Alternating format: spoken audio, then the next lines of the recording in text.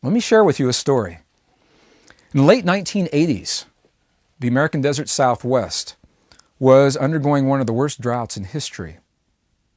The rain had stopped in the early part of the year, and there was so little rain that the Rio Grande River that normally originates in southern Colorado dried up.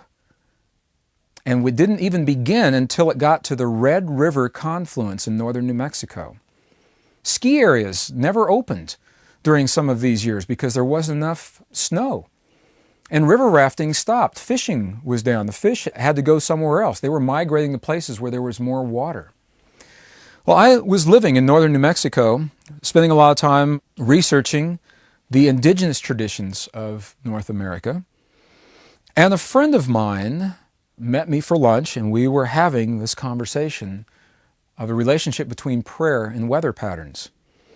And in his traditions, the way he was raised, the way he was brought up, is that human emotion plays a large role in what happens with the weather in any particular geographic location.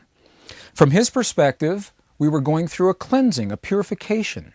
Some called it a tribulation at that time. It was a purification. And I said, are you suggesting to me then that through a change in emotion, it would have any effect on weather patterns whatsoever? And he said, you bet. Would you like to see?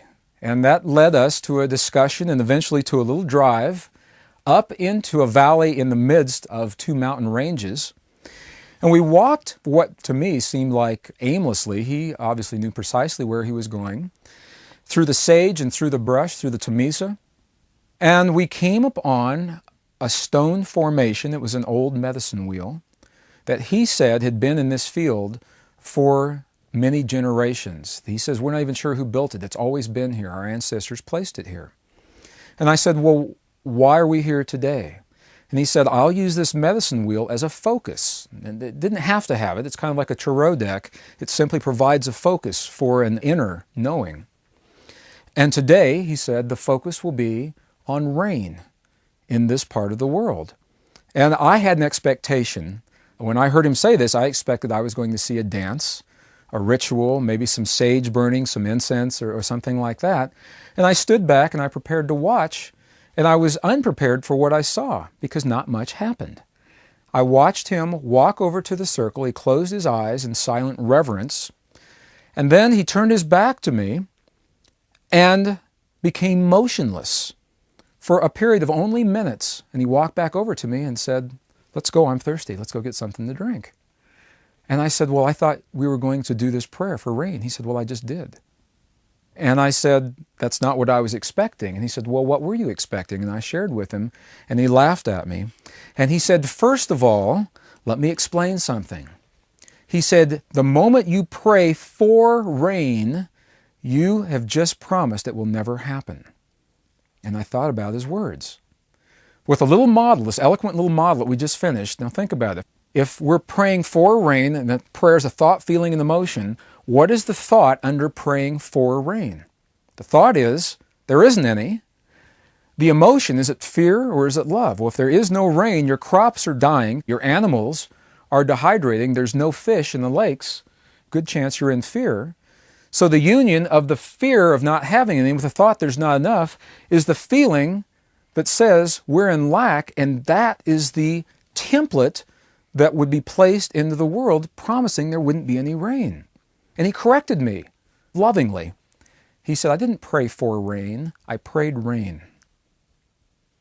And I said, what does that mean?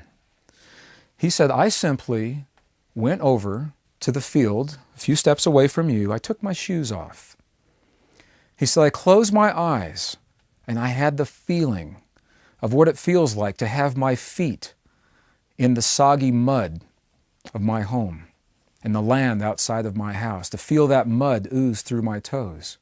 He said, I felt the smell of rain coming off of the mud walls of our pueblos in the springtime. I felt what it would feel like to walk through waist-high corn this time of the year, as it should be, so that we would have our crops. I smelled those smells. I felt the feelings, and I knew in that moment that I had just created that, and that became my prayer. Now what he was saying, this is key, it's subtle and it's key. What he said was that he was taught in his conditioning to acknowledge the power of his thought, feeling, and emotion. It's what we call faith. Faith has a very different definition today than it does in those indigenous traditions. Of the many ways that faith may be defined, what we could say is that faith is acknowledging our power as a directive, potent force in the scheme of creation, rather than simply an observer witnessing, that we are part of creation. What that means is the moment you think, feel, and emote something, you just created it. Now, maybe it didn't happen right in front of your face. Maybe it didn't happen even on the horizon where you can see it, and that's not important, because in your faith, you trust your power and your wisdom and the gift that lives within you, and you know that on some level, somewhere in creation, the seed was planted that will allow that to come to fruition. And now the prayer becomes a prayer of thanks for what you just created, even if you can't see it. And that was what he did. That's why it only took a couple of moments. He had the feelings, the thoughts, and the emotions. He knew that he had created something. Then he gave the prayer of thanks, and he did many times throughout the rest of that day. He gave reverent thanks to the forces of this world, to the creation, for allowing him the gift of creation and allowing what it was that he believed he created. Well, we said goodbye that day and went home that night. Something very interesting happened. That night, a storm came into northern New Mexico. It was a freak weather pattern where this mass of warm, humid air came up out of the Gulf and touched a cold air mass coming in over the Sangre de Cristo Mountains, and they had more rain than they knew what to do with. And I watched on the weather map. It was amazing. Whether his prayer actually created that effect or not, I cannot say scientifically. What I can say is that story beautifully illustrates the concept, maybe in a more concrete manner, that I'm offering. How many times we prayed for things? Is it possible in praying for them that we have actually participated in the not having of them? We embody a sophisticated technology, and according to the ancient Essenes, it's in this lifetime we learn to think the thoughts of angels and to do as angels do. They reference the angels as the highly evolved life forms that have transcended this world and live in other worlds. In their wisdom, they were able to transcend. Was it possible that there is another technology available to us as this fifth mode of prayer?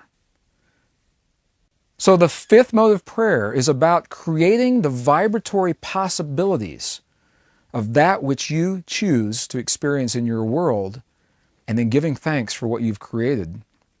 Maybe they'll happen sometimes, maybe they won't. What I do know is that in doing so, this is the union of those thought, feelings, and emotion, and this is us expressing that most sophisticated technology that we call prayer. Feeling, we talk about feeling. What is a feeling anyway?